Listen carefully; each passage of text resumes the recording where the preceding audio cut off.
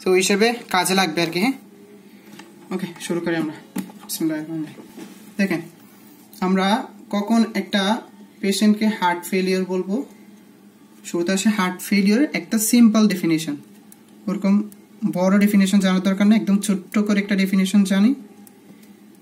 যখন আমার হার্ট আমার বডির যে ডিমান্ড আছে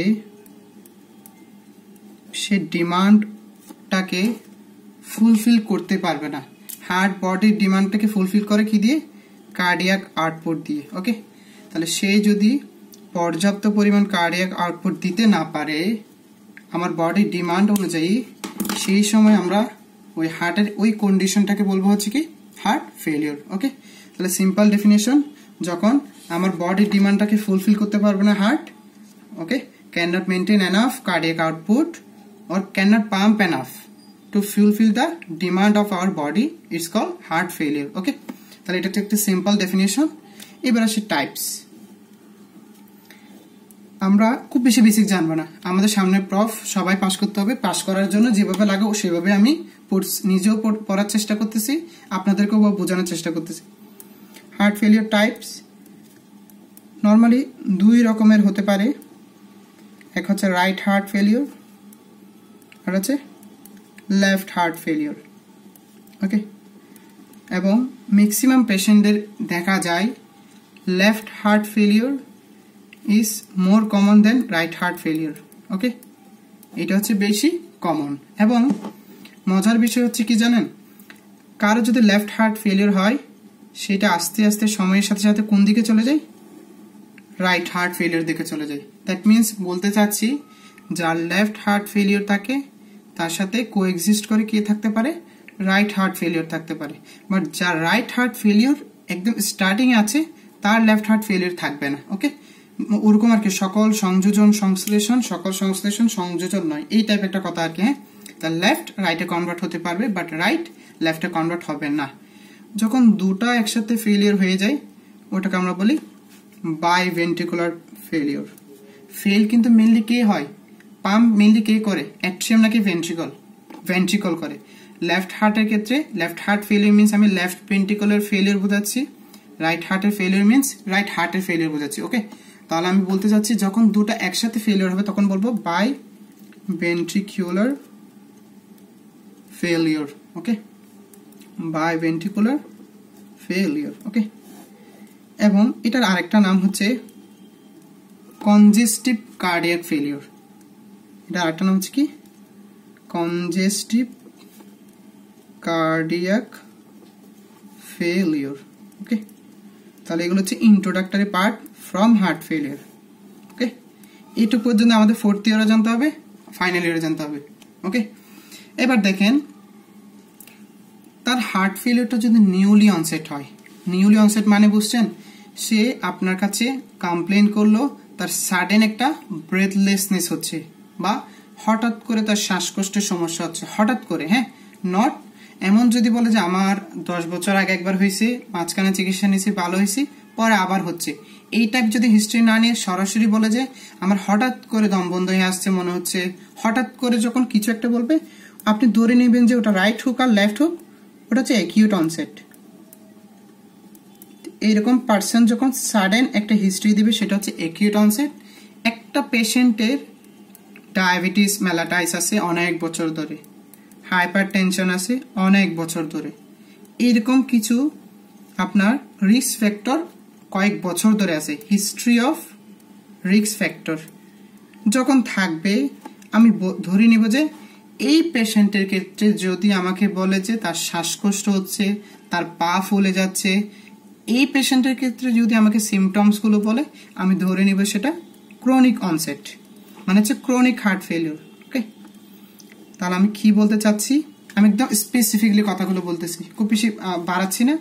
একটা পেশেন্টের হিস্ট্রি থাকলে কিছু ডিজিজের আমি তাকে ক্লাসিফাই করব ক্রনিক অনসেট, একটা পেশেন্ট নিউলি অনসেটলি আসে তখন ক্লাসিফাই করব অ্যাকিউট অনসেট। আমি একটু বলি, ফাইনাল প্রফের ক্ষেত্রে ম্যাক্স কোয়েশ্চনের এই কথাটা অ্যাড থাকে যে patient comes to you with a history of 10 years diabetes mellitus or 10 years hypertension, okay, then heart ফেলিওরের লক্ষণ বা সিমটমস গুলো বলবে।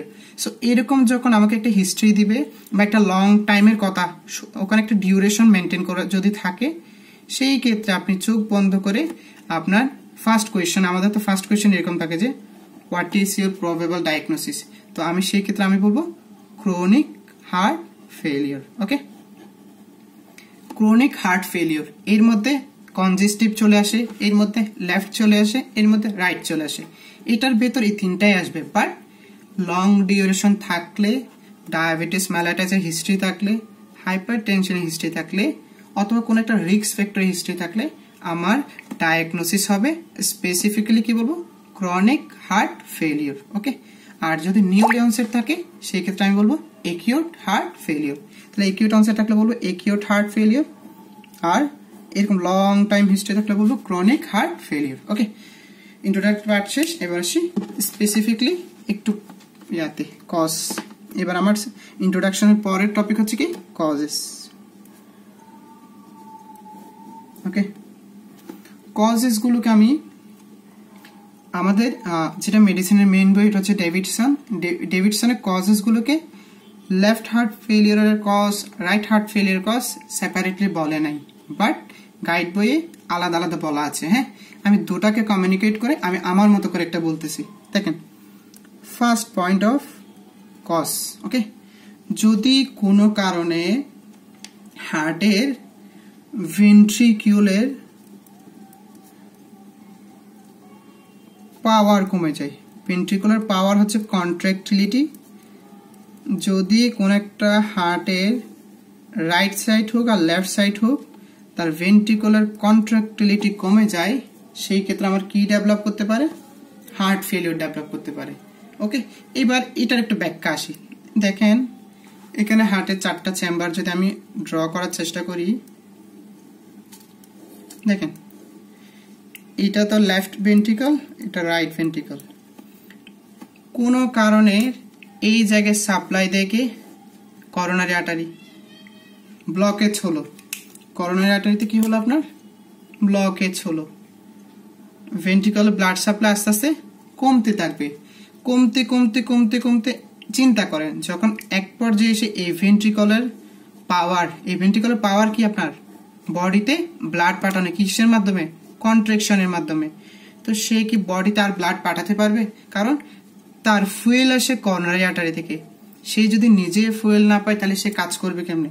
তাহলে যদি কোনো কারণে করোনারি আর্টারি ব্লকেজ হয় সেই ক্ষেত্রে কি হবে, আপনার লেফট ভেন্ট্রিকল যদি চিন্তা করে লেফট ভেন্ট্রিকলের কন্ট্রাক্টিলিটি হবে, যদি এই পাশের করোনারি আর্টারি চিন্তা করেন করোনারি আর্টারিটা দুপাশেই থাকবে, এটাতে ব্লকেজ হলো, তখন রাইট ভেন্ট্রিকলের কন্ট্রাক্টিলিটি পাওয়ার কমবে, কমলে কি হবে, সে বডিতে এনাফ পরিমাণ ব্লাড পাঠাতে পারবে না, সে লাংসে এনাফ পরিমাণ ব্লাড পাঠাতে পারবে না, তাহলে সে যেহেতু ব্লাড পাঠাতে ব্যর্থ হচ্ছে সেটা হচ্ছে তার তার ফেলিয়ার। তাহলে ভেন্ট্রিকুলার কন্ট্রাক্টিলিটির কজ কি বলতে পারি আমরা, করোনারি আর্টারি ব্লকেজ হয় এরকম একটা কন্ডিশনের নাম মায়োকার্ডিয়াল ইনফ্রাকশন। ওকে, আর কি কজ বলতে পারি, ইসকেমিক হার্ট ডিজিজ সিমিলার। ওকে, আর কি বলতে পারি, কার্ডিওমায়োপ্যাথি। কোন কার্ডিওমায়োপ্যাথি, এটা একটু মাথায় রাখতে হবে, ডাইলেটেড কার্ডিওমায়োপ্যাথি। আমি বলতেছি ওটা কি, এই দুটো তো বুঝছেন, এগুলো তো মানে আগে থেকে যেহেতু একটা ধারণা আছে, এমআই মানে কি আইএসডি মানে কি যেহেতু ধারণা আছে, এটুকু আশা করে বুঝছেন। তাহলে ভেন্ট্রিকুলার কন্ট্রাক্টিলিটি কমার 3টা কারণ, এমআই বললাম, ইসকেমিক হার্ট ডিজিজ বললাম, কার্ডিওমায়োপ্যাথি বললাম। সেটা কোন ধরনের কার্ডিওমায়োপ্যাথি, ডাইলেটেড কার্ডিওমায়োপ্যাথি। 4th ইয়ারের প্যাথোলজি বইতে আপনারা পাবেন, যারা 4th ইয়ারে ক্লাস করতেছেন দেখবেন যে ওখানে কার্ডিওমায়োপ্যাথি টাইপ আছে, দেখবেন রেস্ট্রিকটিভ টাইপ আছে, কনস্ট্রিকটিভ টাইপ আছে, ডাইলেটেড টাইপ আছে, ওরকম টাইপ আছে। ওকে, এবার আসি আমি কার্ডিওমায়োপ্যাথি জিনিসটা কি। দেখেন, ডাইলেটেড কার্ডিওমায়োপ্যাথি মানে এটা যদি একটা নর্মাল ভেন্ট্রিকল চিন্তা করি, এটা যদি আমি একটা চিন্তা করি কিরকম ভেন্ট্রিকল, নর্মাল একটা ভেন্ট্রিকল। এখন চিন্তা করেন একটু, ওকে, নর্মাল ভেন্ট্রিকলের সাইজ কোনো কারণে ডাইলেটেড হয়ে গেল। ওকে, কোনো কারণে এই ভেন্ট্রিকলের সাইজটা ডাইলেটেড হয়ে গেল, তাহলে এইটাই হচ্ছে ডাইলেটেড কার্ডিওমায়োপ্যাথি। একটু চিন্তা করেন, এটা যদি ডাইলেটেড হয় এখানে ব্লাড আগের চেয়ে বেশি আসবে না? আসবে তো। বেশি যখন আসবে সেও বেশি বেশি আউটপুট দেওয়ার চেষ্টা করবে না? অবশ্যই করবে। এখন এটা থেকে হার্ট ফেলিয়ার কেমনে হবে দেখেন, এটা যখন আপনার ডাইলেটেড হবে এখানে বেশি বেশি ব্লাড আসবে। ফ্র্যাঙ্ক স্টার্লিং ল আমরা ফিজিওলজিতে পড়ছিলাম, ফ্র্যাঙ্ক স্টার্লিং ল, এটা অনুযায়ী হচ্ছে কি যত বেশি কন্ট্রাকশন করবে তত বেশি এটার পর কাজ করতে হবে, তত বেশি এটার পর স্ট্রেন পড়বে, মানে মানে কি হবে তত বেশি এটা, মানে আমি যদি বলি এইভাবে যে এখানে যত বেশি ব্লাড আসতেছে, ব্লাড যত বেশি আসবে তত বেশি এই জায়গার ভলিউম বেশি, এই জায়গাটা ডাইলেটেড তত বেশি, এই জায়গাটা ডাইলেটেড তত বেশি হলে এটা কি হবে কন্ট্রাকশন তত বেশি হবে। তাহলে ব্লাড বেশি আসার কারণে তার কন্ট্রাকশন আগে যা করতো এখন কি সেইটুক করলে চলবে? কখনো চলবে না। তাহলে তার কন্ট্রাকশন আগের চেয়ে অনেক গুণ বাড়াতে হবে। এই ল অনুযায়ী, ফ্র্যাঙ্ক স্টার্লিং ল অনুযায়ী কন্ট্রাকশন বাড়তে বাড়তে একসময় কি হবে আপনার রাবারের মতো আর কি, একটা রাবার টানতে টানতে টানতে টানতে টানতে এক পর্যায়ে কি হবে ছিঁড়ে যাবে, সিমিলার লাইক রাবার। তাহলে কন্ট্রাকশন বাড়ার সাথে সাথে আপনার কি হবে একসময় গিয়ে ওয়ালটা মানে ভেন্ট্রিকুলার ওয়ালটা কি হয়ে যাবে become thin and weak. Okay, thin হবে প্লাস উইক হয়ে যাবে। তাহলে উইক হয়ে গেলে কি হবে আলটিমেটলি সে কি তাকে এই সূত্রে ফেলে দিতে পারি, তার ভেন্ট্রিকুলার কন্ট্রাক্টিলিটি কমে যাবে। তাহলে আমি ডাইলেটেড কার্ডিওমায়োপ্যাথি থেকে যদি একদম সংক্ষেপে মিনিমাম পরিমাণ যদি আপনি জানতে হয় এটুক জানেন যে এটা ডাইলেটেড হচ্ছে, ব্লাড বেশি আসতেছে, ব্লাড ভলিউম বেশি হচ্ছে, কন্ট্রাকশন বেশি হচ্ছে, ওয়ালটা কাজ করতে করতে করতে টায়ার্ড হয়ে গিয়ে যাবে আপনার উইক হয়ে যাচ্ছে। উইক হয়ে গেলে এটাকে কি হবে আলটিমেটলি ভেন্ট্রিকুলার কন্ট্রাক্টিলিটি কমবে এবং ইট লিডস টু কি heart failure, it leads to heart failure. এই যে কথাগুলো বললাম এটা কি লেফট বা রাইট আমি কি কখনো ফিক্সড করে বলার দরকার আছে? এমআই রাইট সাইডে হতে পারে, আইএসডি রাইট সাইডে হতে পারে, কার্ডিওমায়োপ্যাথি রাইট সাইডে হতে পারে। সো যদি পরীক্ষায় লেফট হার্ট ফেলিয়ার কজ বলতে বলে এই তিনটা বলতে পারবেন, রাইট হার্ট ফেলিয়ার কজ বলে তাও এই তিনটা বলতে পারবেন, আর দুটার কজ বলে এই হেডলাইনটা বলে এটা বলবেন, শেষ। তাহলে আমার first cause of heart failure এইটুকু। এবার আমি সেকেন্ড কজ তো যেটা অফ করে দিই। ওকে, এবার আসি দেখেন সেকেন্ড কজ, যদি কোনো কারণে ভেন্ট্রিকলের যে পরিমাণ ব্লাড আসার কথা সেই পরিমাণ ব্লাড আসতেছে না, অথবা যে পরিমাণ ব্লাড বের করার কথা সেই পরিমাণ ব্লাড বের করতেছে না। তাহলে আমি একটু যদি কথাটাকে একটু সামারাইজ করে বলি, ভেন্ট্রিকুলার আউটফ্লো অবস্ট্রাকশন, সে যতটুকু বের করা দরকার ততটুকু বের করতে পারতেছে না, অথবা তার মধ্যে যতটুকু আসা দরকার ততটুকু আসতেছে না, ভেন্ট্রিকুলার ইনফ্লো অবস্ট্রাকশন। কি বললাম ভেন্ট্রিকল ব্লাড বের করার যতটুকু দরকার তা বের করতে পারতেছে না, অথবা যতটুকু আসা দরকার ততটুকু আসতেছে না। কোন কন্ডিশনে এমন হয় একটু দেখেন, এই যে ব্লাড এখানে আসতেছে, এই ব্লাড এখানে আসতেছে, কোনো কারণে প্রবলেমটা যদি এমন হয় যে আপনার এই জায়গায় কিছু একটা প্রবলেম হলো, ব্লাড ভালো করে আসতে পারবে না, এই জায়গায় কিছু একটা প্রবলেম হলো, ব্লাড ভালো করে আসতে পারবে না, এটাকে বলা হয় ভেন্ট্রিকুলার ইনফ্লো অবস্ট্রাকশন। এই জায়গায় ভালভটার নাম কি মাইট্রাল ভালভ, এই জায়গার ভালভটার নাম কি ট্রাইকাসপিড ভালভ। একটা ভালভ নরমালি এরকম থাকে, এটা যদি একটা ভালভ চিন্তা করি, ওকে, এটা যদি একটা ভেন্ট্রিকল চিন্তা করি, ভালভ নরমালি এরকম থাকে। যদি কোনো কারণে স্টেনোস্ট হয়ে যায়, স্টেনোস্ট মানে একটু মোটা সোটা হয়ে গেল, কাছাকাছি চলে আসলো, এটাকে বলা হয় স্টেনোস্ট প্লাস ফাইব্রোস্ট। একসাথে বলে স্টেনোস্ট প্লাস ফাইব্রোস্ট হলে এই জায়গাটা সরু থেকে মোটা থেকে কিছুটা সরু হয়ে যাবে, আগের মতো ব্লাড আসতে পারবে না। এইরকম কন্ডিশনকে কি বলে বলতে পারবেন? স্টেনোস্ট প্লাস ফাইব্রোস্ট ইন মাইট্রাল ভালভ। ওটার নাম কি? জি মাশাআল্লাহ, মাইট্রাল স্টেনোসিস। আমাদের সেকেন্ড ক্লাস হবে ইনশাআল্লাহ মাইট্রাল স্টেনোসিসের উপর, অনেকটা মিল আছে। তাহলে মাইট্রাল স্টেনোসিসের কারণে এখান থেকে এখানে ব্লাড যদি ঠিকঠাক আসতে না পারে এটা হবে কি ইনফ্লো অবস্ট্রাকশন। তাহলে তার আসার কথা 10 ml, তার আসছে 2 ml, ওকে, সে কি বডি ডিমান্ড মেনটেন করতে পারবে? কখনোই পারবে না। তাহলে এটাকে কি বলা হয়? হার্ট ফেলিয়ার বলে। লেফট হার্ট ফেলিয়ারের একটা কজ কি বলতে পারে? Mitral stenosis. রাইট হার্ট ফেলিয়ারের একটা কজ বলতে পারি ট্রাইকাসপিড স্টেনোসিস। তাহলে যদি সেম সমস্যাটা এই ভালভে হতো তখন বলতাম কি ট্রাইকাসপিড স্টেনোসিস। ওকে, শেষ। তাহলে আমার দুটা কজ শেষ।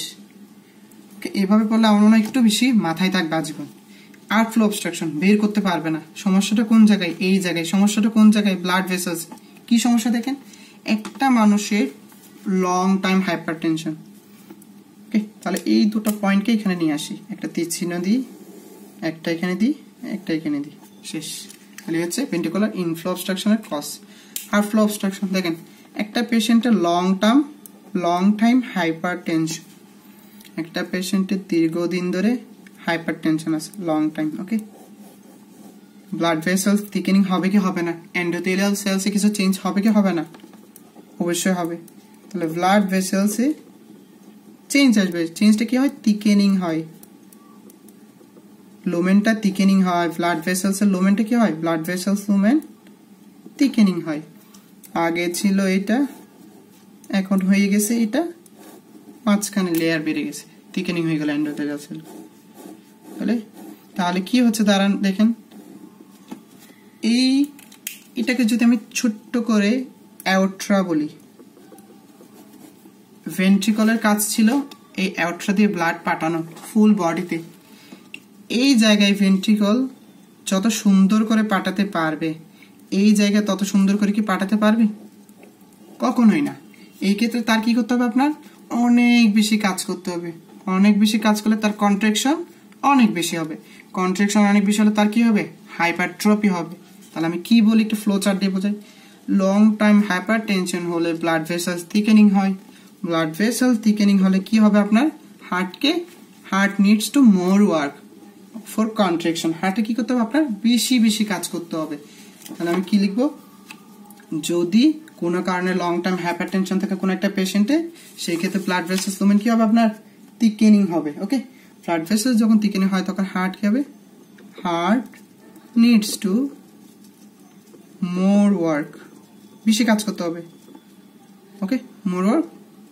অ্যাজ এ রেজাল্ট এটাকে ইনডিরেক্টলি কি বলা হয়? কন্ট্রাকশন বেশি হচ্ছে। হার্টকে যখন বেশি বেশি কাজ করতে হবে, কন্ট্রাকশন অবশ্যই কি হবে? আপনার বেশি হবে। কন্ট্রাকশন বেশি হলে হার্টে কি হবে? আপনার হাইপারট্রপি হবে। হাইপারট্রপি যেহেতু লং টার্ম হাইপারটেনশন ওয়ার্ডটা কার জন্য জানেন? সিস্টেমিক ভেসেলসের জন্য। তাহলে আমি লং টার্ম হাইপারটেনশন এই ভেসেলসে চিন্তা করতে পারবো না, এটাকে বলা হয় পালমোনারি হাইপারটেনশন, এটা আলাদা।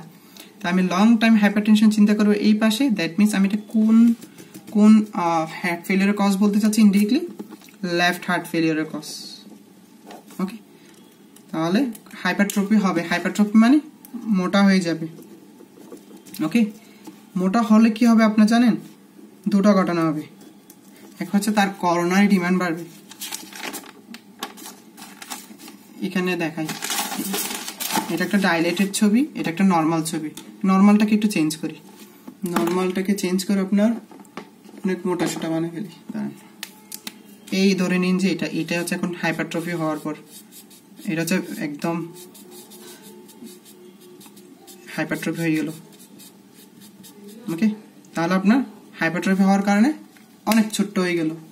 তাহলে ছোট হয়ে গেলে এই জায়গায় যখন মায়োসাইটের একটা চেঞ্জ হলো না, এই সেলগুলোর নাম মায়োসাইটের যেহেতু চেঞ্জ হলো, এই জায়গায় আগে যে অক্সিজেন দিয়ে কাভার হতো এখন সেই অক্সিজেন দিয়ে কাভার হবে না, অক্সিজেন ডিমান্ড বাড়বে। তাহলে হাইপারট্রফি হলে অক্সিজেন ডিমান্ড বাড়বে, এটা তো বুঝতে কোনো সমস্যা নাই আশা করি। যেহেতু মায়োসাইট বাড়ছে, অক্সিজেন ডিমান্ড বাড়বে একদিকে, অন্যদিকে এখানে ছোট্ট ছোট্ট যে করোনারি ভেসেলস গুলো আছে সেগুলোর উপর চাপ পড়বে, মায়োসাইট চারপাশ থেকে চেপে ধরবে। আগে যে পরিমাণ চাপ দিত এখন বেশি চাপ দিবে, তাহলে করোনারি কি হবে? স্কুইজ হবে। এটা বলা হয় করোনারি স্কুইজ। ইনডিরেক্টলি কি হবে? করোনারি স্কুইজ হলো, অক্সিজেন ডিমান্ড বাড়লো, ইনডিরেক্টলি আপনার কি হবে? ওই লেফট হার্টটা আস্তে আস্তে উইক হয়ে যাবে, উইকার কন্ট্রাকশন। উইকার কন্ট্রাকশন হলে কি হবে? Left heart failure. আস্তে আস্তে কথা বলো। ওইটা কি কিসে কনভার্ট হয়ে যাবে? Left heart failure. ওকে, তাহলে আমি কি বলতে চাচ্ছি, লং টার্ম হাইপারটেনশন ব্লাড, জি করোনারি স্কুইজ হচ্ছে আপনার, ধরেন এইগুলো হচ্ছে মায়োসাইট ছিল আগে, এগুলো হচ্ছে মায়োসাইট ছিল আগে, এই মায়োসাইটের ভেতর দিয়ে আপনার করোনারি ভেসেলসটা আসছিল। এটা হচ্ছে ফার্স্টের মানে নর্মাল একটা পেশেন্টের। আর এইরকম মায়োসাইট যখন বেড়ে গেছে এই পেশেন্টের হাইপারট্রফি না অনেক বেশি হয়েছে, অনেক বেশি যখন আসছে আপনার মায়োসাইট আগের চেয়ে অনেক বেশি, এইটার উপর একটা প্রেশার দিচ্ছে, এটা আগের চেয়ে আর একটু সরু হয়ে যাচ্ছে। ওকে, সরু হয়ে গেলে এক তো ডিমান্ড বাড়ছে, অক্সিজেন ডিমান্ড, দ্বিতীয়ত সেও যথাযথ দিতে পারতেছে না। আলটিমেটলি এই জায়গাটা নিয়ে কি গঠিত? ভেন্ট্রিকল। তাহলে সেই ভেন্ট্রিকল আলটিমেটলি কি হবে আপনার? উইকার হয়ে যাবে, উইকার কন্ট্রাকশন থেকে কিসে কনভার্ট হবে? Left heart failure. ওকে, দেখেন আউটফ্লো অবস্ট্রাকশন যদি এটা রাইট হার্টের কাছে চিন্তা করে তখন আমরা কি বলবো? Pulmonary hypertension. তাহলে এটার একটা কজ আছে কি আপনার? Long standing hypertension. Okay, long standing hypertension এটা কিসের ক্ষেত্রে? আপনার লেফট হার্টের ক্ষেত্রে। রাইট হার্টের ক্ষেত্রে একটা কথা বলতে পারি, পালমোনারি হাইপারটেনশন। ওকে, দেখেন ইভেন লেফট হার্টের ক্ষেত্রে আরেকটা কথা বলি, এই জায়গাতে একটা ভালভ আছে না, এটার নাম হচ্ছে অ্যাওট্রিক ভালভ। এটাও যদি স্টেনোসড হয়ে যায়, ফাইব্রোস স্টেজের কন্ডিশন নাম কি? অ্যাওট্রিক স্টেনোসিস। অ্যাজ এ লিখি, অ্যাওট্রিক স্টেনোসিসে কি হয়?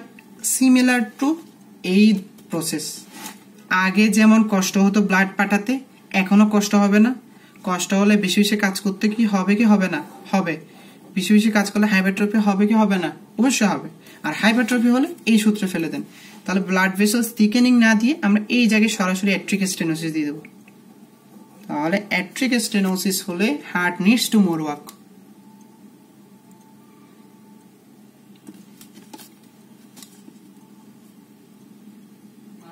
aortic stenosis, ওকে,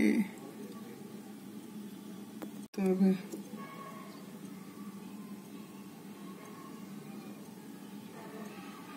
জি দেখেন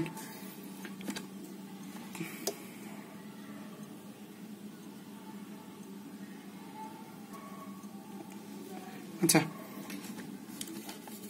কোনো পেশেন্টের যদি অ্যাওট্রিক স্টেনোসিস থাকে, সেই ক্ষেত্রে দেখেন সূত্রটা এই সূত্রে ফেলে দিলাম। অ্যাওট্রিক স্টেনোসিস থাকলে heart needs to more work, so contraction বেশি হবে, সো হাইপারট্রফি হবে। হাইপারট্রফি হলে সে আগের মতো অক্সিজেন ডিমান্ড বাড়বে, করোনারি স্কুইজ হবে, উইকার কন্ট্রাকশন হয়ে হার্ট ফেলিয়ার হয়ে যাবে। তাহলে এখানে আমি আরেকটা কজ কি লিখতে পারি? আপনার অ্যাওট্রিক স্টেনোসিস। ওকে, তাহলে এই দুটা কজ আমি লেফট হার্ট ফেলিওরের ক্ষেত্রে মানে যদি আলাদা করে আস্ক করে যে what are the causes of left heart failure, সেই ক্ষেত্রে আমি লং স্ট্যান্ডার্ড হাইপারটেনশন আর হচ্ছে অ্যাওট্রিক স্টেনোসিস, এই দুটো কজ বলতে পারি। এবার সে রাইট হার্ট ফেলিওর ক্ষেত্রে আউটফ্লো অবস্ট্রাকশন কি কারণে হতে পারে? পালমোনারি হাইপারটেনশন থাকলে অথবা পালমোনারি স্টেনোসিস থাকলে, একই সূত্রে, অথবা কি পালমোনারি স্টেনোসিস থাকলে একদম সেম ভাবে ব্যাখ্যা দিতে পারেন। পালমোনারি হাইপারটেনশন থাকলে ব্লাড ভেসেলস থিকেনিং বলতে পারেন, যেহেতু হাইপারটেনশন, সেই ক্ষেত্রে রাইট হার্ট বেশি কাজ করতে পারে, সেই ক্ষেত্রে কন্ট্রাকশন বেশি হবে, সেই ক্ষেত্রে হাইপারট্রফি হবে। এই সূত্র দিয়েও কিন্তু পালমোনারি হাইপারটেনশন আর পালমোনারি স্টেনোসিসকে ব্যাখ্যা দিতে পারেন, বাট আমরা এইটুক ব্যাখ্যা একটু ডিফারেন্ট করে দেওয়ার চেষ্টা করব। আমরা যেটা করব, পালমোনারি হাইপারটেনশন হলে আপনার কি হয়? একটা পেশেন্টের যদি আপনার কি হয় পালমোনারি হাইপারটেনশন, ওকে,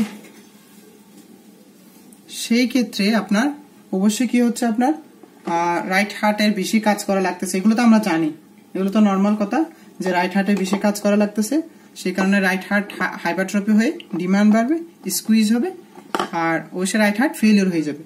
ওটা একটা থিওরি বা একটা ওয়েতে আমরা আপনার হার্ট ফেলিওরের কজ ব্যাখ্যা করতে পারি। ওকে, আমরা এখন যেটা করব, পালমোনারি হাইপারটেনশন আর হচ্ছে কি পালমোনারি স্টেনোসিস। এই দুইটার ব্যাখ্যাটা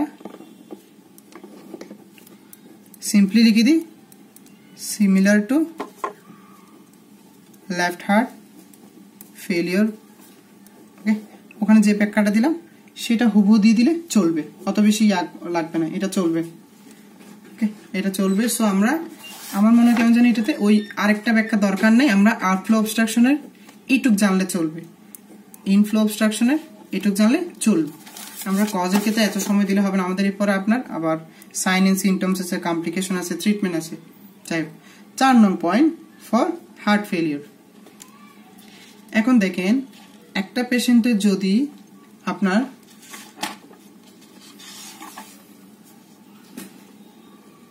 ভেন্ট্রিকলে বেশি বেশি ব্লাড আসতেছে, এক তো বললাম ব্লাড কম আসে, আর তো কি বলতেছে বেশি বেশি ব্লাড আসতেছে, তাহলে ভেন্ট্রিকল ওভারলোডেড হচ্ছে। ওকে, একটা পেশেন্টের ভেন্ট্রিকলে বেশি বেশি ব্লাড আসতেছে, কখন আসতে পারে? একটু আমাকে হেল্প করবেন বা একটু রেসপন্স করবেন।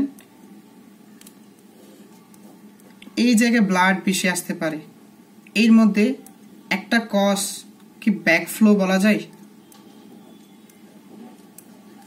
একটু বলবেন। এই জায়গায় ব্লাড, এক্স্যাক্টলি, তাহলে রিগার্জিটেশন আমরা এই জায়গায় আনতে পারি। তাহলে ভেন্ট্রিকুল ওভারলোডের ক্ষেত্রে আমরা এই জায়গায় এই ভালভকে চিন্তা করে একটা রিগার্জিটেশন বলতে পারি, এই ভালভকে চিন্তা করলে আমরা আরেকটা বলতে পারি, তাহলে আমরা বলতে পারি মাইট্রাল রিগার্জিটেশন বলতে পারি। ওকে, পালমোনারি রিগার্জিটেশন বলতে পারি। দুটো হলে কি হবে? ভলিউম ওভারলোড হচ্ছে। ভলিউম ওভারলোড হলে এটাতে হার্ট ফেলিয়ার কেমন হবে? সিম্পল, ভলিউম যখন বাড়বে কাজ বেশি করবে, কাজ বেশি করলে সে আগের মতো আবার হাইপারট্রফি হবে, আবার ওর নতুন নতুন মায়োসাইট ফরমেশন হবে। এইভাবে আমরা সব কজ কিন্তু কোন দিকে নিয়ে যাচ্ছি? হাইপারট্রফির দিকেই ঘুরে ফিরে নিয়ে যাওয়ার চেষ্টা করব। ওকে, তাহলে ভেন্ট্রিকল ওভারলোডেড হচ্ছে, এর মধ্যে ডিফারেন্ট একটা কজ বলি যেটাকে বলা হয় শান্ট কজ। ওকে, শান্ট মানে হচ্ছে কি এখান থেকে এখানে আসলে, এখান থেকে এখানে আসলে। আমাকে একটু বলবেন এই, ও সরি একটু সরি আমি একটু মিস্টেক করলাম। এই জায়গায় যখন হবে সেটা হচ্ছে অ্যাওর্টিক রিগার্জিটেশন, এই জায়গায় যখন হবে সেটা হচ্ছে পালমোনারি রিগার্জিটেশন। এটা আপাতত আমরা পজ করি, যদিও এটা কিন্তু আপনার ডেভিডসনে ভেন্ট্রিকল ওভারলোডের কজে এমআর সহ আছে। ওকে, তাহলে অ্যাওর্টিক রিগার্জিটেশন আর হচ্ছে কি পালমোনারি রিগার্জিটেশন। একটু দেখেন, এরপর হচ্ছে শান্ট কজ। শান্ট কজ মানে এএসডি, আরটা কজ কি ভিএসডি। অ্যাট্রিয়াল সেপ্টাল ডিফেক্টে কি হয়, এই জায়গা থেকে ব্লাড এই জায়গায় চলে আসতে পারে, যেহেতু লেফট সাইডের প্রেসার মোর দেন রাইট সাইড। ভেন্ট্রিকুলার সেপ্টাল ডিফেক্টে কি হয়, লেফট সাইড থেকে আবার রাইট সাইডে চলে আসে, তাই আলটিমেটলি এই সাইডটা কি হয় আপনার বেশি বেশি ভলিউম আসতেছে, ভলিউম ওভারলোডে। তাহলে এই দুইটা কজ আইসোলেটেডলি ফর কোন heart failure? Right heart failure. Okay, তাহলে এএসডি বলেন আর ভিএসডি বলেন, এগুলো আইসোলেটেড আমরা কি বলতে পারি? For right heart failure. Okay, তাহলে এই দুটো যখন হয় মানে এএসডি আর ভিএসডি বলেন অথবা পিআর বলেন, এই তিনটাকে একসাথে লিখি যেহেতুগুলো রাইট হার্টের করতেছে। এএসডি ভিএসডি আর কি পিআর, এই তিনটার ক্ষেত্রে আপনার ভেন্ট্রিকলে কি হচ্ছে, আপনার লোড বাড়তেছে। এই ধরনের লোডকে বলা হয় প্রিলোড। ভেন্ট্রিকলে যখন অনেক বেশি জমা হবে এটাকে বলা হয় কি প্রিলোড, মানে ডায়াস্টোলের সময় বা ডায়াস্টোলের আগে বা ডায়াস্টোলের শেষে যা থাকে সেটা হচ্ছে কি প্রিলোড। ওকে, এখানে অনেকগুলো ব্লাড আসলো, কেন আসলো? এই ডায়াস্টোলিক ফেজে আছে, আসা বন্ধ হয়ে গেল, বন্ধ হওয়ার পর এখানে যাই আছে সেটা হচ্ছে প্রিলোড। ওকে, প্রিলোডের ডেফিনেশন হচ্ছে এটা, at the end of diastole the volume of ventricle is called preload. ওকে, তাহলে প্রিলোড বাড়বে যেহেতু ব্লাড বেশি বেশি আসতেছে, প্রিলোড বাড়লে কি হবে, আপনার বেশি বেশি পাম্প করতে হবে, মানে হচ্ছে বেশি বেশি কন্ট্রাকশন হবে। বেশি বেশি কন্ট্রাকশন হলে কি হবে, আপনার সে আগের মতো হাইপারট্রফি হবে, আর হাইপারট্রফি হলে আবার আগের মতো রাইট হার্ট ফেলিয়ার। ওকে, তাহলে আমরা কি করতেছি, আপনার সুন্দর করে ভেন্ট্রিকল ওভারলোডের কজের মধ্যে তিনটাকে আইসোলেটেডলি রাইট হার্ট ফেলিয়ার দিকে নিয়ে যাচ্ছি। আর যেটা করতে পারি কি যেন, যেটা স্কিপ করে গেলাম, অ্যাওর্টিক রিগার্জিটেশন, এইটাকে আমরা আপনার সেম, এটা তো কিন্তু আমরা কি করব, জাস্ট রাইট হার্ট ফেলিওর জায়গায় কি লাগাই দিব, লেফট হার্ট ফেলিওর। এটার ক্ষেত্রে হাইপারট্রফি বাড়বে, এটার ক্ষেত্রে কন্ট্রাকশন বাড়বে, এটার ক্ষেত্রে পিলোড বাড়বে। ওকে, তাহলে অ্যাওর্টিক রিগার্জিটেশনকে কিন্তু কি সেম সূত্রে ফেলতে পারবো। ওকে, তাহলে এই হচ্ছে মোটামুটি ভেন্ট্রিকল ওভারলোডেডের কিভাবে হার্ট ফেলিওর দিকে নিয়ে যাচ্ছে তার ব্যাখ্যা। ওকে, তাহলে ডেভিডসনের 5টা কারণ আছে, এর মধ্যে 6টা কারণ আছে, এর মধ্যে 4টা কারণ। এইগুলো লিখলে অনেকগুলো কজ কিন্তু আমরা এখন নিজে নিজে সাজাতে পারবো। Causes of left heart failure আপনি এখন মিনিমাম 10টা লিখতে পারবেন। Cause of right heart failure আপনি মিনিমাম তাও কি করতে পারবেন, 10টা লিখতে পারবেন। পরীক্ষায় কিন্তু আইসোলেটেড আসে কোয়েশ্চেন, যে লেফট হার্ট ফেলিওর কজ বলেন, রাইট হার্ট ফেলিওর কজ বলেন, আলাদা আলাদা আসে এই আর কি। ওকে, তাহলে আমরা এই হচ্ছে মোটামুটি কজ। একটু ফ্যানটা ছেড়ে দিতে হবে। এবার সে সাইন এন্ড সিমটমস। ওকে, ছোট করে দিবে, একদম লো স্পিড দিই। আচ্ছা দেখেন, আপনার দেখেন sign and symptoms due to, শুরুতে আছে due to left heart failure, sign and symptoms due to left heart, তারপর এটা অফ করো না, due to left heart failure. Okay, একটু দেখেন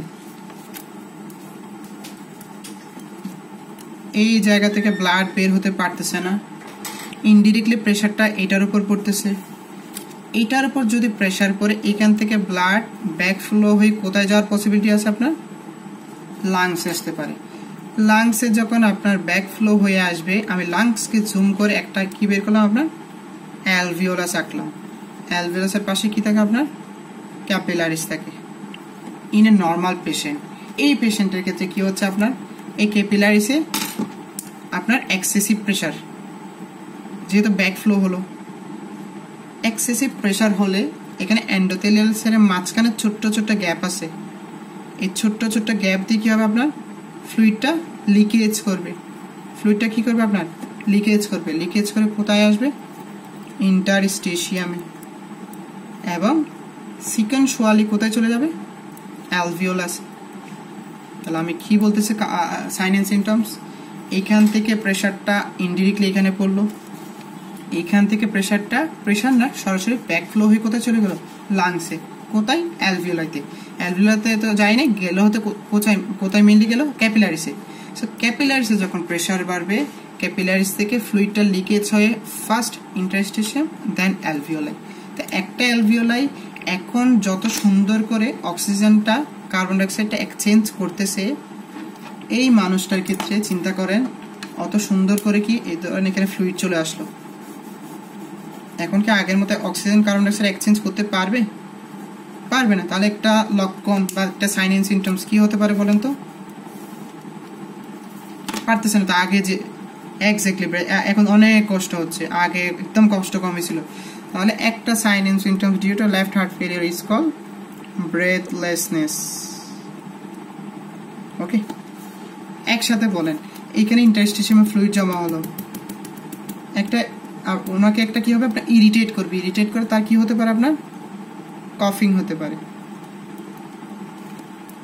থার্ড নাও, শুধু যখন ফ্লুইড বেরোচ্ছে, ফ্লুইডের সাথে সামটাইমস যখন এক্সেসিভ হয়ে যাবে, এখানে প্রেশারটা যখন এক্সেসিভ হয়ে যাবে, তখন লিকেজ অফ ব্লাড অকার্স। এখানে যাওয়ার কথা ছিল কে, আপনার ফ্লুইড, এখন কে চলে যাবে, ব্লাড। এখন কি চলে আসতেছে, কিছু ব্লাড চলে আসতেছে, যেটা আমি কাফের সাথে বের করতে পারি, যেটা সিকোয়েন্সিয়ালি কোন দিকে চলে যাবে, হিমোপ্টাইসিস। তাহলে 3টা লক্ষণ একদম বেশি, একদম সিম্পলি আমি বোঝানোর চেষ্টা করলাম। হিমোপ্টাইসিস, ওকে, এখানে ফ্লুইড জমতেছে। ওকে, তাহলে ফ্লুইড জমলে এরকম কন্ডিশনকে আমরা বলি পালমোনারি ইডিমা। তাহলে তার পালমোনারি ইডিমার সাইন এন্ড সিমটমস সবগুলো এখানে বলে দিতে পারি। ওকে, তাহলে পালমোনারি ইডিমার একটা সাইন এন্ড সিমটমস হচ্ছে ব্রেথলেসনেস, আরটা হচ্ছে আপনার অর্থোপনিয়া। অর্থোপনিয়া মানে যখন শোয়া অবস্থায় থাকবে, একজন মানুষ লাইন ফ্ল্যাট, সেই সময় চিন্তা করেন তার প্রিলোড বাড়বে না কমবে। একটা মানুষ শোয়া অবস্থায় আছে ফ্ল্যাট, ওকে, তার হার্ট আগে গ্র্যাভিটির কারণে ফ্লুইডটা একটু নিচের দিকে থাকতো, প্রিলোড কমতো। একটা মানুষ যখন শোয়া অবস্থায় থাকবে, তখন তার পা থেকে খুব সহজে ব্লাড আসতে পারবে। ওকে, মাথা থেকে খুব সহজে আসতে পারবে, মাথা থেকে তো আগেও আসতো, যার কারণে হার্টে যতটুকু ফ্লুইড থাকার কথা এই শোয়া অবস্থায় ফ্লুইডটা বেড়ে যায়। ওকে, হার্ট ফেলিয়ারের ক্ষেত্রে মেইন কালপিট হচ্ছে প্রিলোড আফটারলোড। প্রিলোড বাড়লেও হার্ট ফেলিয়ার, আফটারলোড বাড়লেও হার্ট ফেলিয়ার। একটা মানুষ যখন শোয়া অবস্থায় থাকে, গ্র্যাভিটি যখন থাকে না, ফ্লুইড বেশি বেশি হার্টের কাছাকাছি চলে আসে, হার্টের প্রিলোড বাড়িয়ে কি হতে পারে আপনার অর্থোপনিয়া হতে পারে। ওকে, শোয়া অবস্থায় শ্বাসকষ্ট, এটাকে বলা হয় কি অর্থোপনিয়া। ওকে, তারপর যখন আমরা থার্ড ইয়ার ওয়ার্ড করছি, ফাইনাল ইয়ার ওয়ার্ড করছি, আমরা যখন বেস অফ দ্য লাঙ্গে স্থিত বসাবো, বেস অফ দ্য লাঙ্গে স্থিত বসাবো, এখানে যদি একটু একটু ফ্লুইড চলে আসছে, থাকার কথা ছিল ইয়ার, চলে আসছে কি ফ্লুইড, কি পাবো একটা ক্র্যাকল সাইন পাবো। ক্র্যাকল মানে আপনার পাতার মরমর শব্দ, হয়তো এইভাবে টাইপ করতে পারা, হয়তো পাতার মরমর শব্দ টাইপস একটা সাউন্ড পাবো, ওটা বলা হয় ক্র্যাকলস। আর যখন এটাকে ফিল করবো ওটা বলা হয় ক্রেপস, এটা বলা হয় বেজাল ক্রেপস। বাই পেতে পারি, দুইটাতেই পেতে পারি। বেজাল ক্রেপস, ক্রেপসকে যদি একটু বড় করে কি ক্রেপিটেশন। ওকে, ক্রেপিটেশন। তাহলে আমি জি জি বলুন, শুনতে পাচ্ছি আমি আপনাকে, বলুন। ও আচ্ছা আচ্ছা আচ্ছা, ওকে বলতেছি। দেখেন, এইখান থেকে হার্ট ফেলিয়ার জন্য প্রেশারটা অ্যাট্রিয়ামে গেল, অ্যাট্রিয়াম থেকে প্রেশারটা ব্যাক ফ্লো হিসেবে কোথায় চলে আসলো লাংসে। লাংসে মানে লাংসে ক্যাপিলারিসে, ক্যাপিলারিসে নর্মাল একটা প্রেশার আছে, এখন প্রেশারটা বাড়লো, প্রেশার বাড়ার কারণে ক্যাপিলারিস থেকে লিকেজ হলো, শুরুতে বেরোলো ফ্লুইড, চলে গেল ইন্টারস্টিশিয়াম, সেখান থেকে ফ্লুইড চলে গেল অ্যালভিওলাই। অ্যালভিওলাই থাকার কথা বাতাস, এখন চলে আসছে কি ফ্লুইড। অক্সিজেন কত কষ্ট করে এখানে আসবে, কার্বন ডাইঅক্সাইড অনেক কষ্ট করে বের হবে। এই যে কষ্টটা করতেছে, কষ্টটা আপনি ফিল করতে হবে, সেটা হচ্ছে কি ব্রেথলেসনেস। ধুমধাম অক্সিজেন কার্বন ডাইঅক্সাইড এক্সচেঞ্জ হতো, এখন একটু কষ্ট করে হচ্ছে আর কি, ব্রেথলেসনেস। আর কফিং to one type of reflex, it is due to irritation of surrounding environment of alveoli and capillaries. এখানে ফ্লুইড চলে আসলো, এটা ওয়ান টাইপ অফ ইরিটেশন হতে পারে, যেটা পরবর্তী রিফ্লেক্স হিসেবে কি থাকতে পারে কাফিং। এবং at the same time if excessive pressure in the capillaries then blood leakage হতে পারে, ব্লাড লিকেজ হওয়ার কারণে কফিং এর সাথে কি আসতে পারে হিমোপটাইসিস আসতে পারে। অর্থোপনিয়া লাইং ফ্ল্যাট পজিশনে 16, গ্র্যাভিটির কারণে ফ্লুইড বেশি বেশি আসলো, ফ্লুইড বেশি আসলে প্রিলোড বাড়লো, প্রিলোড বাড়লে প্রেশার পরে পরে ব্রেথলেসনেসটাকে অ্যাগ্রিভেট করবে। ব্রেথলেসনেস যখন নর্মালি হয় এটাকে বলা হয় ডিসঅ্যাপনিয়া, যখন রাতে শোয়া অবস্থা হয় তখন বলা হয় অর্থোপনিয়া। সিম্পল, ব্রেথলেসনেস যখন নর্মালি এখন হয়ে যাচ্ছে তখন বলবেন ডিসপনিয়া, একটা মানুষ শোয়া অবস্থায় হচ্ছে তখন বলবে অর্থোপনিয়া। এটাও ব্রেথলেসনেস, বাট পার্থক্য কি ফ্লাইং ফ্ল্যাট পজিশন। ওকে, আর বেজাল ক্রেপস কেন পাবো, ফ্লুইড চলে আসলে স্থিত বসালে একটা ক্র্যাকল সাউন্ড পাবো। এই ক্র্যাকল সাউন্ডকে আমরা বলার সময় কি বলি বাইলেটারাল বেজাল ক্রেপস পেতে পারি, ক্রেপিটেশন সাউন্ড। ওকে, হ্যাঁ, তাহলে এই হচ্ছে কয়টা লক্ষণ বললাম, পাঁচটা sign and symptom due to কি লেফট হার্ট ফেলিওর। ওকে, আর দেখেন কি কি হতে পারে, বডিতে ডিমান্ড সে ফিল করতে পারতেছে না। মেইন অর্গান কি আপনার ব্রেইন, আমার মেইন যে অর্গানগুলো আছে ভাইটাল অর্গান বলে আর কি। হ্যাঁ, তাহলে দেখেন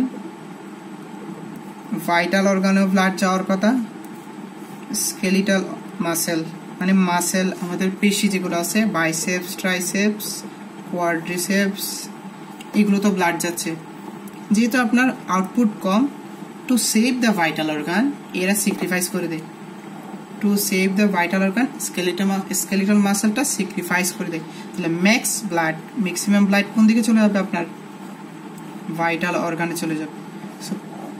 যখন স্কেলিটাল মাসেলে ব্লাড ফ্লো কমবে আস্তে আস্তে আপনার কি ডেভেলপ করতে পারে ফেটিকনেস, উইকনেস ডেভেলপ করতে পারে। ওকে, আর স্কেলিটাল মাসেল থাকে পেরিফেরির দিকে, আমার মাথায় ব্লাড যাচ্ছে আঙ্গুলে ব্লাড আসতেছে না, সো আঙ্গুলে কি পেতে পারি ঠান্ডা পেতে পারি, এটাকে বলা হয় কি কোল্ড এক্সট্রিমিটিস। তাহলে কয়টা লক্ষণ, এদিকে 5টা এদিকে 6টা, 7 নম্বর কি লিখতে পারি কোল্ড এক্সট্রিমিটিস বা কোল্ড পেরিফেরি, দুটাই বলা যায়। এক্সট্রিমিটিস। কেন? মাথায় ব্লাড যাচ্ছে হাতে না গিয়ে, সেজন্য হাত কি পাবো? ঠান্ডা পেতে পারি। ওকে,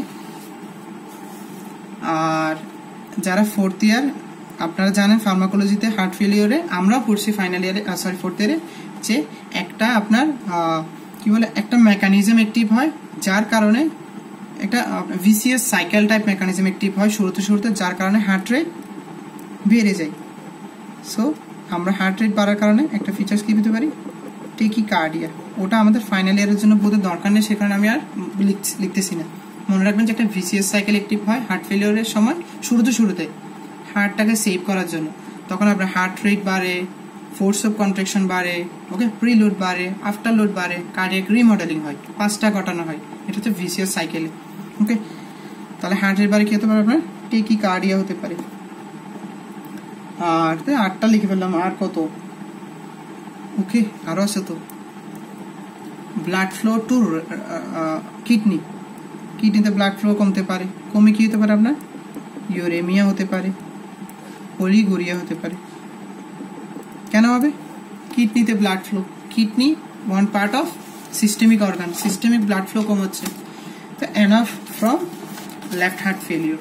ওকে, তাহলে লেফট হার্ট ফেলিওরের কজ বললাম, সাইন এন্ড সিমটমস বললাম। এবারে কার্ডিনাল ফিচার্স, যেটা ভাইভাতে জিজ্ঞেস করবে।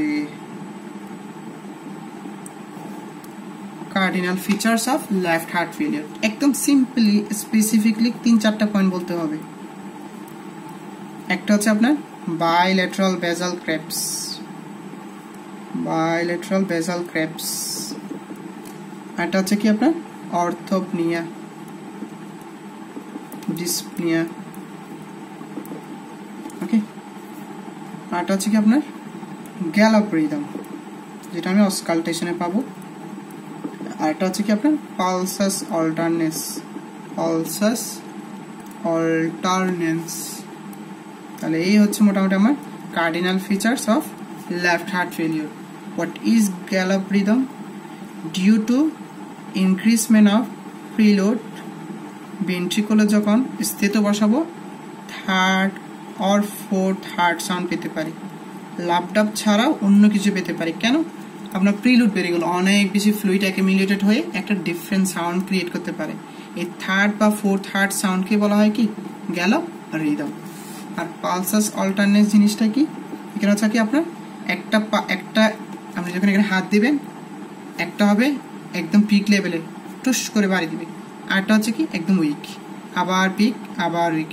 এই ধরনের পালসকে বলা হয় পালসাস অল্টারনেন্স। একটা থাকে স্ট্রং, একটা থাকে উইক, আবার স্ট্রং আবার উইক। তো এরকম স্ট্রং উইক কেন হয়?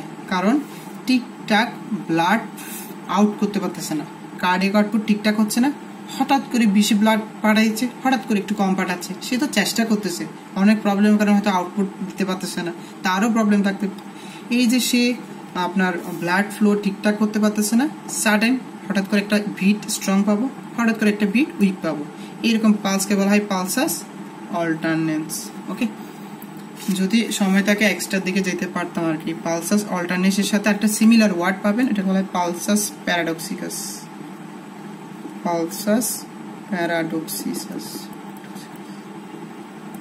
এটাতে হচ্ছে আপনার সিস্টোলিক ব্লাড প্রেশার যখন 10 বা 10-এর বেশি কমে যায় 1%, ওটাকে পালসাস প্যারাডক্সিসাস বলা হয়।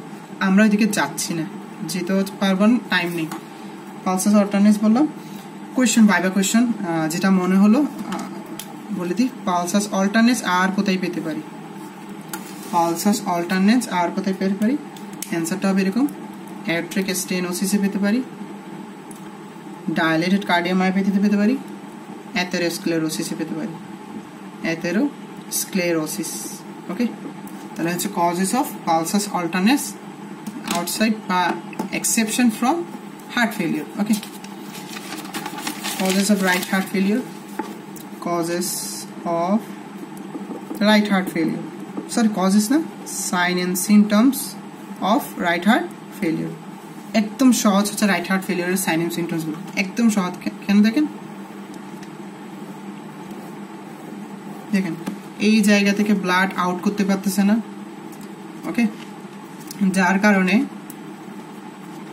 এই জায়গার উপর ইনডিরেক্ট প্রেসার, ওকে, প্রেসারটা তো এই জায়গার উপর পড়বে, আলটিমেটলি ব্যাক ফ্লো হয়ে ও পাঠাই দেয় লাংসে, আর এই পাঠাই দিচ্ছে একটা ফুল হিউম্যান বডিতে।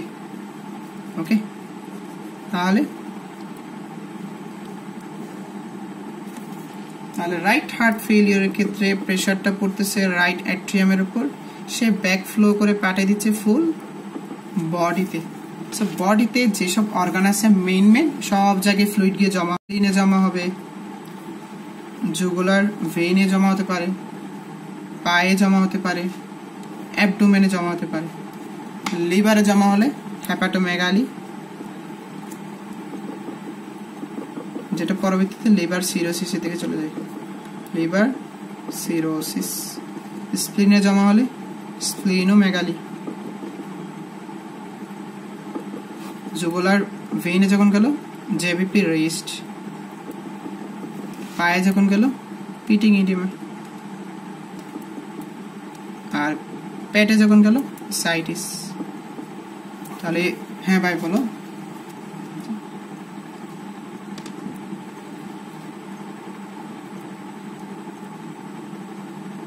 হ্যাঁ অবশ্যই আমি বলি, একটু যদি এখানে তো মানে সবাই আছেন, তাও একটু করে বলে দিই যে আপনারা জানেন কিনা জানি না, আমি একটা মেডিসিন গ্রুপ স্টাডির মতো করে শর্ট কোর্স শুরু করতেছি।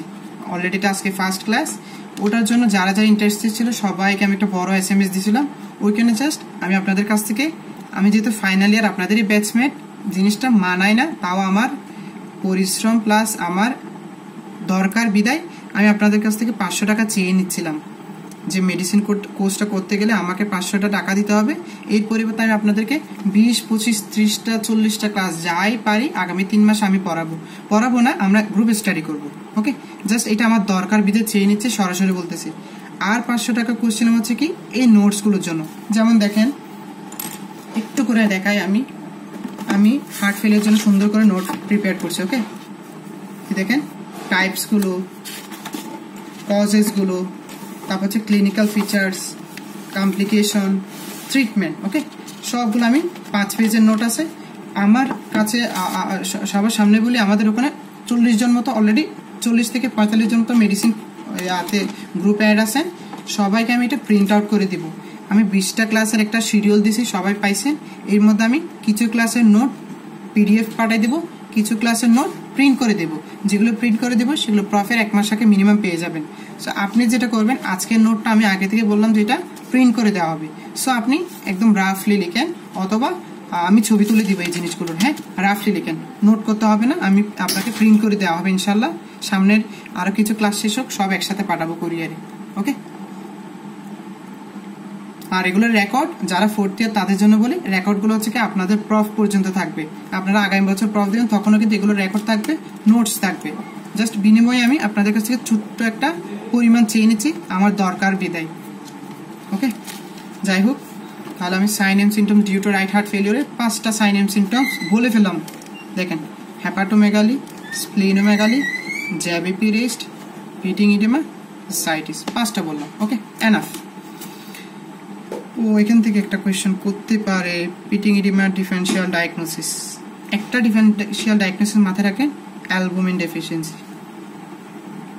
একটা ডিফারেন্সিয়াল ডায়াগনোসিস মাথায় রাখেন, অ্যালবুমিন ডেফিসিয়েন্সি। কোথায় হতে পারে? ম্যালনিউট্রিশনের কারণে হতে পারে, তারপর প্রোটিন লুজিং এন্টারপ্যাথিতে হতে পারে। সংক্ষেপে লিখুন, এগুলো নোটে আছে। ম্যালনিউট্রিশন, প্রোটিন লুজিং, এন্টারপ্যাথি, তারপর আর কি আছে আপনার নেফ্রোটিক সিনড্রোম, আর কি আছে লিভার ডিজিজ। এই 4টা কারণে অ্যালবুমিন কমতে পারে। আর অ্যালবুমিন কমলে কি হতে পারে? আপনার পিটিং ইডিমা হতে পারে, চাপ দিলে পিটিং হয়ে আর কি বসে যায় আবার। ওকে, তাহলে এই হচ্ছে মোটামুটি আপনার sign and symptoms due to right heart failure. Okay, এবার চলে আসি আমরা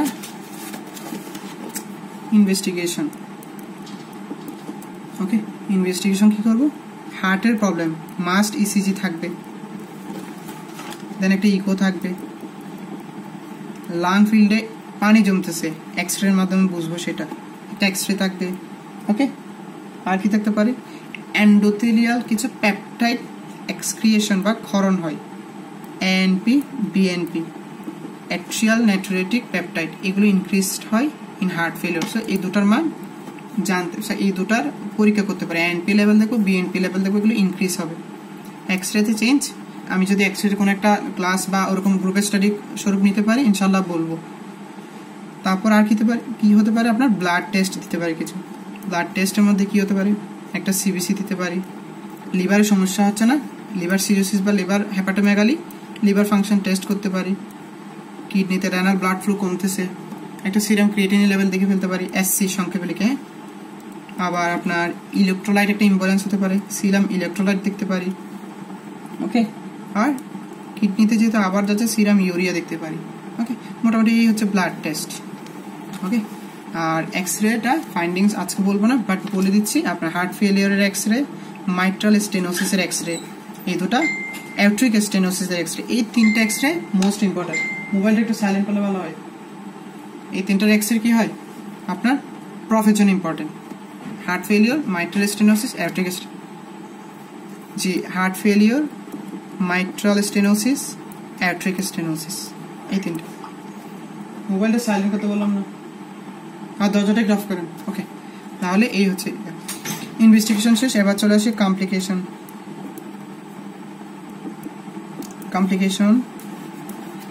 দেখেন, এই পেশেন্টের ম্যানেজমেন্টে যারা হার্ট ফেলিয়ার করছেন, ফার্মাকোলজিতে পড়ছেন, তারা তো জানেন যে ডায়োরেটিক্স ইউজ হয়। এরকম একটা পেশেন্টের ম্যানেজমেন্টে কি ইউজ হয়, ডায়োরেটিক্স ইউজ হয়। কিছু ডায়োরেটিক্স আছে আপনার পটাশিয়াম লেভেলটা কমায়, যেমন পটাশিয়াম স্পেয়ারিং ডায়োরেটিক্স।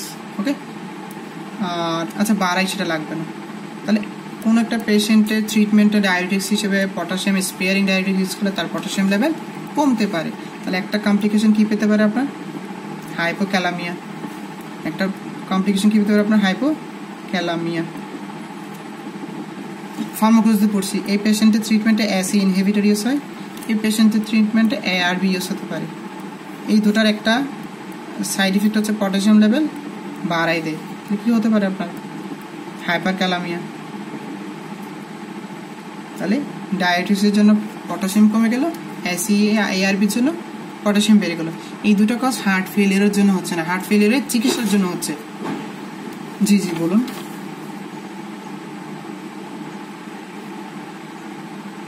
ও সরি, পটাশিয়াম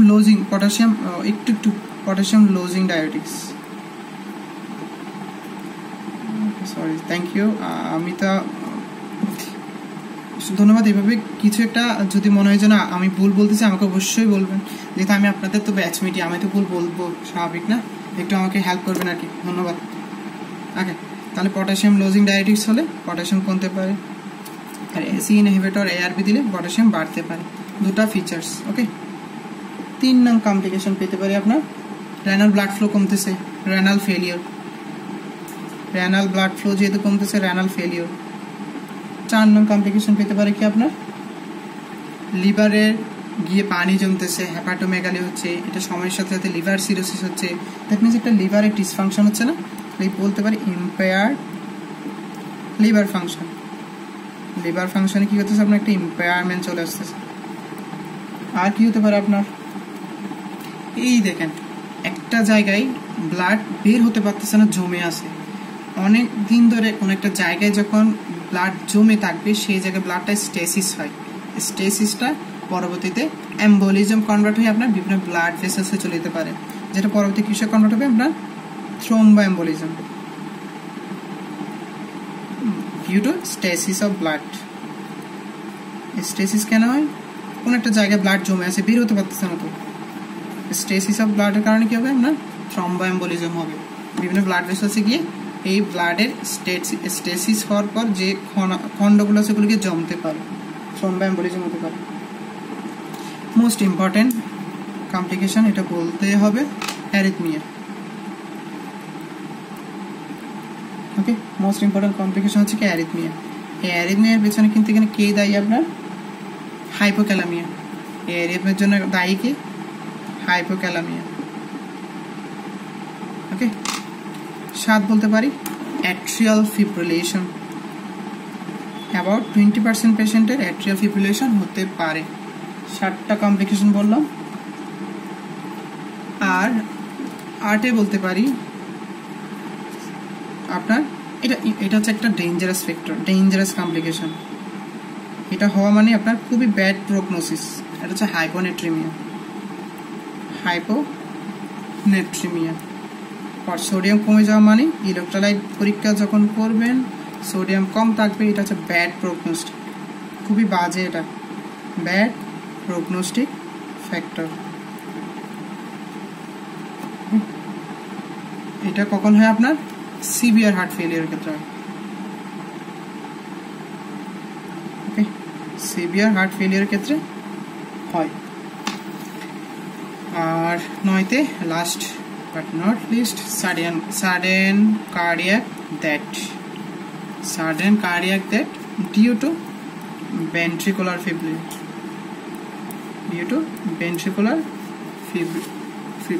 fibrillation। এই হচ্ছে মোটামুটি কমপ্লিকেশন অফ হার্ট ফেলিয়ার। আমাদের লাস্ট টপিক।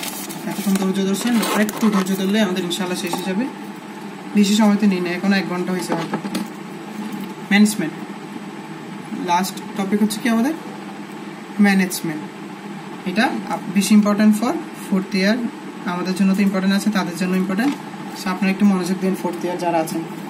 দেখেন এই পেশেন্টের কালপ্রিট কি, এই পেশেন্টের ক্ষেত্রে কালপ্রিট কি? 1 হচ্ছে প্রিলোড, 2 হচ্ছে আফটারলোড, 3 হচ্ছে কার্ডিয়াক রিমডেলিং। কাইন্ডলি মিউট করবেন।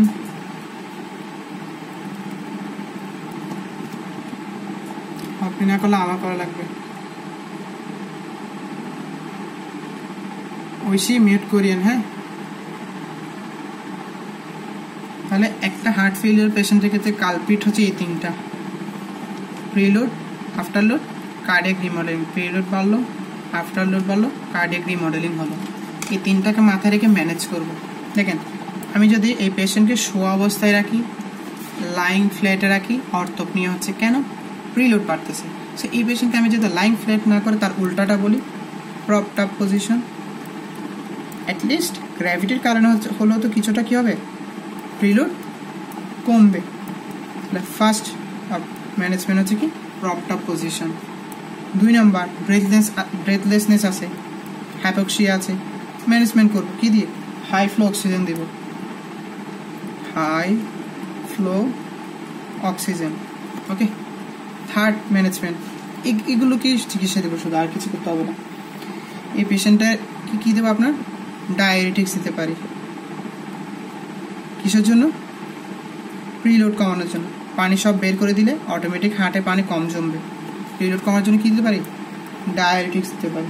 ওকে, আর এই পেশেন্টের আপনার বললাম যে ভিসিয়াস সাইকেল হচ্ছে, ওই ভিসিয়াস সাইকেলের একটা পয়েন্ট হচ্ছে ভাসো কনস্ট্রিকশন হয়। এই ভাসো কনস্ট্রিকশনটা খুবই বাজে। সো আমার কি হবে, ভিসিয়াস সাইকেলটা যাতে চলতে না পারে আমি ইন্টারেপ্ট করার জন্য এগুলো দিয়ে দেবো। এগুলো কি করে? আপনার ভাসো ডাইলেশন করবে, অ্যাটলিস্ট ভাসো কনস্ট্রিকশন হতে দিবে না। আর ভাসো ডাইলেশন হলে এটা তো জানেন যে আফটারলোড কমে। একটা জিনিস মাথায় রাখবেন, ব্লাড ভেসেলের প্রেশার হচ্ছে আফটারলোড, আর হার্টের ভেন্ট্রিকলের প্রেশার হচ্ছে প্রিলোড। হার্টের ভেন্ট্রিকলের প্রেশার হচ্ছে প্রিলোড, ব্লাড ভেসেলসের প্রেশার হচ্ছে কি আফটারলোড। হার্টের প্রেশার কমাবো, ব্লাড ভেসেলসের প্রেশার কমাবো, এগুলো হচ্ছে চিকিৎসা। 5 নং অ্যাসি ইনহিবিটর দিলাম অথবা এআরবি দিলাম। ভাসো ডাইলেটর দিতে পারি সরাসরি, ভাসো ডাইলেটরস দিতে পারি 2 রকমের। জি জি, এটা যদি লেফট এট্রিয়াম হয়, এটা যদি লেফট ভেন্ট্রিকল হয়, লেফট এট্রিয়াম থেকে ব্লাড জমা হচ্ছে লেফট ভেন্ট্রিকলে, লেফট ভেন্ট্রিকলে ব্লাড জমতে জমতে জমতে জমতে এক পর্যায়ে গিয়ে এই জিনিসটা তো অফ হয়ে যাবে। That means diastole of. Diastole of হলে সিস্টল শুরু হবে। এই সিস্টল শুরু হওয়ার আগে ডায়াস্টল শেষ হওয়ার পরে এই জায়গায় যা জমে আছে সেটাই প্রিলোড। সেজন্য বলা হয় দ্য ভলিউম which is এখানে থাকবে কখন? at the end of diastole. ডায়াস্টলের শেষে সিস্টলের আগে যেটাই জমে সেটা প্রিলোড। ওকে, আর আফটারলোড হচ্ছে কি সিস্টলের সময় এদিক দিয়ে যে বের হচ্ছে সেটা ব্লাড ভেসেলসে যে চাপটা দেয় সেটা হচ্ছে কি afterload. Afterload it's similar to blood pressure. Okay, vasodilator দুরকম দিতে পারে, ভেনও দিতে পারি, আর্টেরিও দিতে পারি। আর্টেরিকে ডাইলেট করতে পারি, ভেনোকেও ডাইলেট করতে পারি। ওকে, ভেনো বা এক কথায় বলতে পারি আমার টার্গেট হচ্ছে আর্টারিকে যদি করতে পারি আফটারলোড কমবে, আর ভেইনকে করতে পারি প্রিলোড কমবে। প্রিলোড কমার জন্য দেওয়া হয় নর্মালি নাইট্রেটস, গ্লিসারল দিকে। তাহলে আমরা কি বললাম, এটা প্রিলোড কমানোর জন্য দিতে পারে নাইট্রেটস, মানে গ্লিসারল ট্রাইনাইট্রেটস দিতে পারে। ওকে, নাইট্রেটস। আর আফটারলোড কমানোর জন্য দিতে পারে হাইড্রোলাজিন। এই দুটাই ভাসোডাইলেটরস, হাইড্রোলাজিন। ওকে, তাহলে আমরা 5টা ম্যানেজমেন্ট গেল। ওকে, তাহলে ভাসোডাইলেটরস হিসেবে নাইট্রেটস দিতে পারে অথবা হাইড্রোলাজিন দিতে পারে। ওকে, জি জি জি জি জি বলতেছি যে আমার টার্গেট হচ্ছে আইদার ভেইনকে ডাইলেট করব অথবা আর্টারিকে ডাইলেট করব। আর্টারিকে ডাইলেট করলে আফটারলোড কমবে, ভেইনকে ডাইলেট করলে প্রিলোড কমবে। প্রিলোড কমানোর জন্য দিব হচ্ছে নাইট্রেটস, আর আফটারলোড কমানোর জন্য দিব হচ্ছে হাইড্রোলাজিন। ওকে, এই হচ্ছে মোটামুটি ভাসোডাইলেটরস। আর মোস্ট ইম্পর্টেন্ট ড্রাগ, যেটা স্টিল বলি নাই, সবচেয়ে বেস্ট ড্রাগ, এসি আর এআরবি এর চেয়েও বেস্ট, সেটা হচ্ছে কি বিটা ব্লকার্স।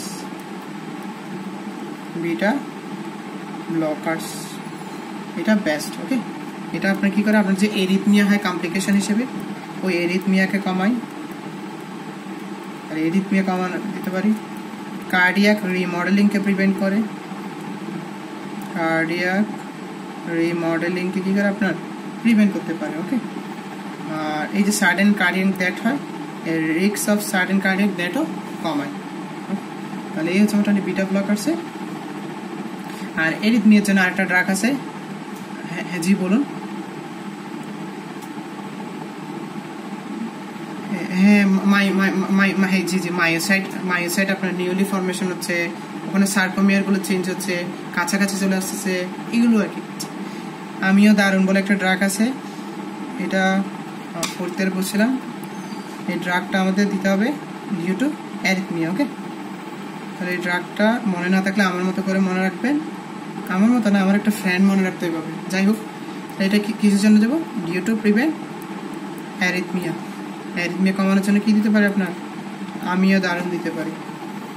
আর কি দেবেন, লাস্ট একটা রাউন্ড ফিগার আনার জন্য 8 নম্বর দিয়ে দিচ্ছি, না দিলেও চলতো, ডিজঅক্সিন দিতে পারেন, ডিঅক্সিন। ওকে, শেষ। এই হচ্ছে আপনার কি about management of what, heart failure, যেটা আমি আচ্ছা sudden cardiac death. Management of pulmonary oedema, very much important. Management of pulmonary oedema সহজ। ফ্লুইড জমতেছে কোথায়, লাংসে। কেন জমতেছে, বিকজ প্রিলোড বেড়ে গেল। সেম প্রপটা পজিশন করে দিব, হাই ফ্লো অক্সিজেন দিব, ফ্লুইড বেরিয়ে যাওয়ার জন্য ডায়ারেটিক্স দিব, আর ব্লাড ভেসেলস ডাইলেটের জন্য নাইট্রেট দিব, গ্লিসারল ট্রাইনাইট্রেট। এনাফ।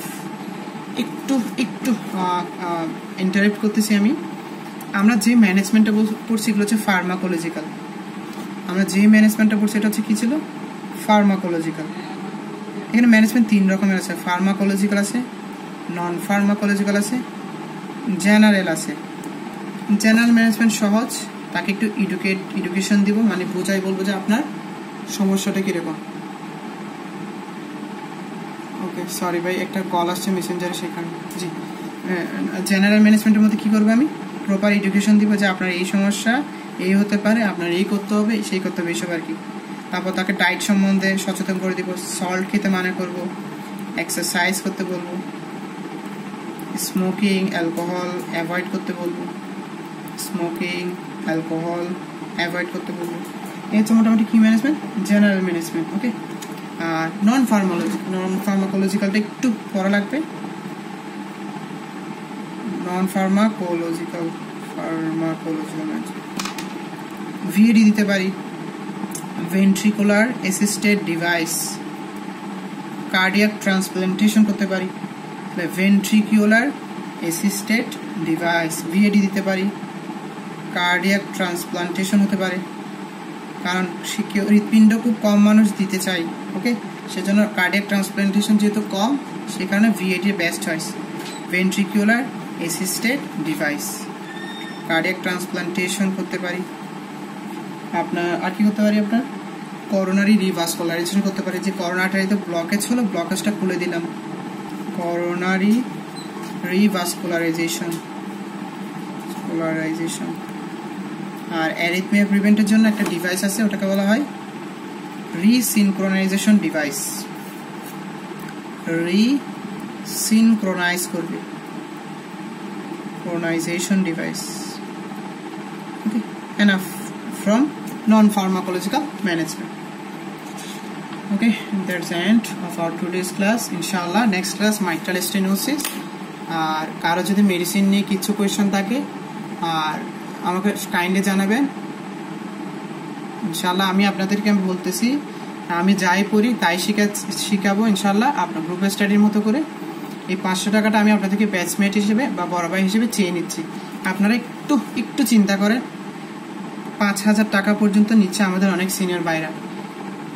হয়তো আমি হয়তো ভাইদের ক্লাস দেখতেছি, তো আমি হয়তো চেষ্টা করলে ভাইদের মতো না পড়ালেও কাছাকাছি তো পড়াতে পারবো ইনশাআল্লাহ। হ্যাঁ, তো চেষ্টা তো করতেছি, তো ওই হিসাবে আমি 5000-এর জায়গায় যদি 500 টাকাও খুঁজি, জিনিসটা মনে হয় না খুব বেশি লজিক্যাল হচ্ছে। ওকে, তাও আমি দেখলাম যে আমি অনেককে SMS দিচ্ছে, অনেকে সেটাকে লাইক দিয়ে পাঠিয়ে দিচ্ছে, অনেকে সিন করে দিচ্ছে। আচ্ছা যাই হোক, অ্যাপ্রিসিয়েশন না করলেও ডিঅ্যাপ্রিসিয়েশন না করলেও চলবে আর কি। হ্যাঁ, ওকে, তাহলে সবাই লেফট নিতে পারবেন। নেক্সট ক্লাস আমি জানিয়ে দেবো মাইট্রাল স্টেনোসিসের উপর। ধন্যবাদ সবাইকে। জি বলুন।